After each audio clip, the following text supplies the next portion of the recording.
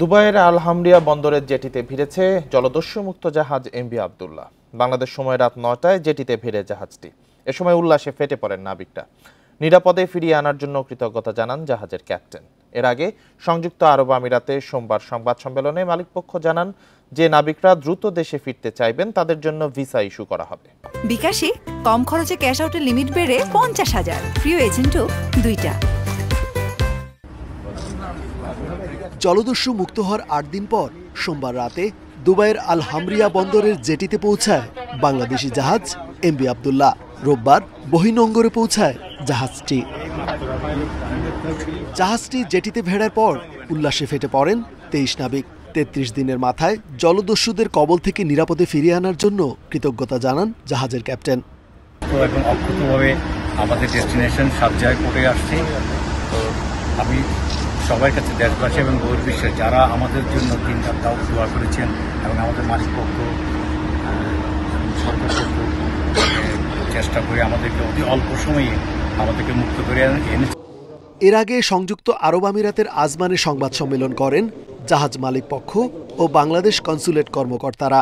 আশ্বাস দেন কেউ এখনই দেশে ফিরতে চাইলে ব্যবস্থা করা হবে। তাদেরকে গিয়ে আজকে ওয়েলকাম করবো, এমবিসির আমাদের সবাই আছেন, ওনারা গিয়েও তাদেরকে ওয়েলকাম করবো। একটা ঢকলের মধ্যে দিয়ে তারা গেছেন। এর পরবর্তীতে তারপর আমাদের যে অফিসিয়াল কাজকর্মগুলো আছে তারা মূলত একটা জাহাজ যখন পোর্টে আসে তখন অনেকগুলোই ফর্মালিটিস থাকে, তারা আজকের দিন পুরোটাই চলে যাবে এসব করতে।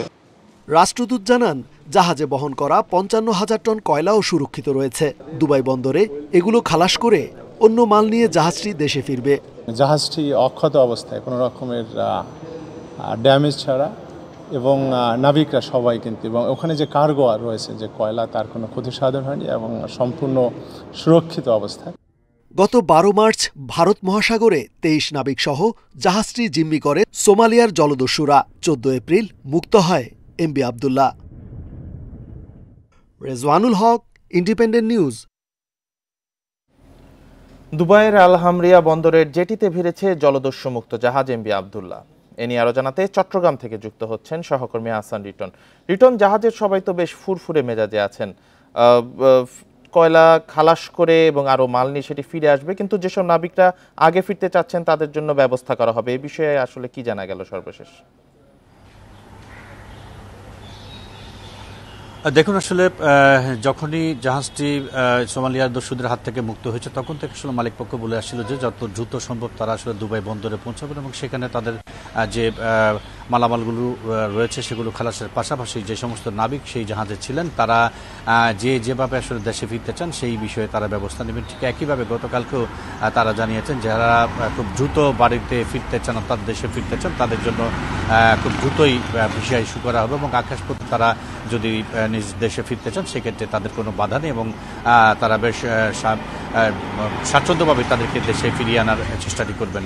আমরা এখন পর্যন্ত যেটি জানি সেটি হচ্ছে সেই জাহাজে যে ২৩ জন নাবিক রয়েছেন তাদের মধ্যে ২ জন বেশ আগে থেকেই তারা জানান দিয়ে আসছিলেন যে তারা অতি দ্রুতই তারা দেশে ফিরবেন এবং সেক্ষেত্রে আসলে আকাশপথ ছাড়া দ্রুত ফেরার কোনো পথ নেই। সঙ্গত কারণে তাদেরকে আকাশপথে পাঠানোর একটি প্রক্রিয়া আগে থেকেই শুরু হয়েছে। পাশাপাশি যে ২১ জন নাবিক আছেন তারা সেই জাহাজে যে সমস্ত পণ্য রয়েছে সেগুলো খালাস করে আবার নতুন পণ্য সেখানে লোড করে পরবর্তীতে সেই জাহাজের সঙ্গে আবার তারা ১০ দিন বাংলাদেশে ফিরতে চান, সেক্ষেত্রে হয়তো আরও ৮ থেকে ১০ দিন লেগে যেতে পারে। আমরা আসলে দেখেছি এই জাহাজটি যেদিন অর্থাৎ ১৪ এপ্রিল ভোরে যখন এই খবরটি আসে যে সোমালি জলদস্যুদের হাত থেকে তারা মুক্তি পেয়েছে তখন থেকে দেখেছি আমরা চট্টগ্রামে যে সমস্ত নাবিকের বাসা রয়েছে তারা সেই বাসাগুলোতে এতদিন যে একটি নিষ্প্রাণ অবস্থা ছিল সেইখানে প্রাণ ফিরে এসছে এবং গেল ঈদ এবং গোটা একটি ঈদের মাঝে তারা আসলে একটি উদ্বিগ্ন উৎকণ্ঠার মধ্যে কাটিয়েছে, সেটি অনেকটাই কেটে গেছে এবং গতকালকে যখন চূড়ান্তভাবে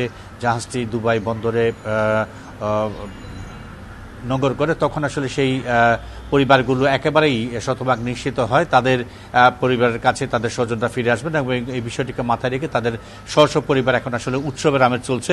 তারা প্রিয়জনকে বরণ করার জন্য সব ধরনের পরিবারগুলোতে আসলে উৎসবের আমেজ চলছে, যেটি খুব ইতিবাচক একটি দিক।